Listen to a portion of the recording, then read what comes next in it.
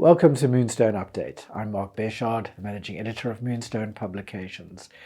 This is an overview of some of the stories we've covered over the past week, but first please hit the subscribe button and share this video with your friends and colleagues.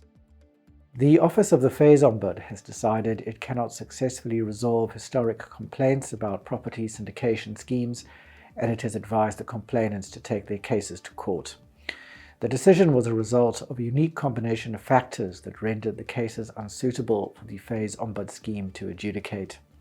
The most important challenge was the judgments by the Financial Services Tribunal that repeatedly drew attention to the complex material disputes of fact between the parties and the issue of legal causation. As the maze of laws and regulations affecting all areas of business increases, so too has the need for compliance officers. Moonstone Business School of Excellence's Occupational Certificate Compliance Officer prepares students for a career in the compliance departments of businesses in a variety of economic sectors, not only finance. In addition, business entities that offer training in this qualification as a learnership now stand to benefit in three ways, in the form of tax rebates, BEE points, and discretionary grants. So far this year, there hasn't been a singular event to match the disaster of last year's floods in KwaZulu-Natal, but floods have caused widespread destruction across the country. We asked insurers how flood-related claims submitted this year compare with the losses incurred because of last year's KZN floods. The National Prosecuting Authority says a criminal case has been opened to investigate the dealings of Classic Financial Services 1 and its director. Meanwhile, the FACA says it has concluded its investigation into Classic and is taking enforcement action. The authorities are trying to ascertain what happened to bank deposits of some 500 million rand that were apparently intended for investment purposes. Taxpayers who owe Sars money should be proactive when managing their tax debt.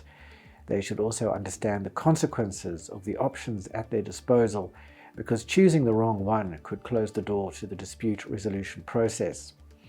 Our tax writer Amanda Visser discusses these options, which include requesting a suspension of payment, an installment plan, and reaching a compromise with Sars.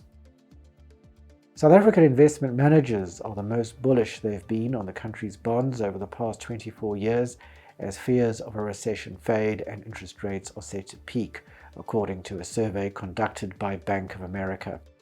The survey found that net bond bulls among local portfolio managers rose to 57%, while net equity bulls were steady at 21%. About 72% of fund managers surveyed regarded equities as undervalued. Working South Africans' confidence in the economy is at its lowest level since 2015, having fallen from 56% to 27% this year, according to the latest Old Mutual Savings and Investment Monitor. The monitor also found an uptick in the number of respondents with offshore investments and those who are interested in investing offshore. However, interest in investing in cryptocurrencies has waned. Discovery Bank has joined the ranks of banks offering PayShap to their clients. The real-time digital payment service allows South Africans who belong to participating banks to transfer money instantly between their cell phones. PayShap is not a standalone app and is accessed through existing banking channels. Our article looks at what the banks are currently charging for transacting using PayShap.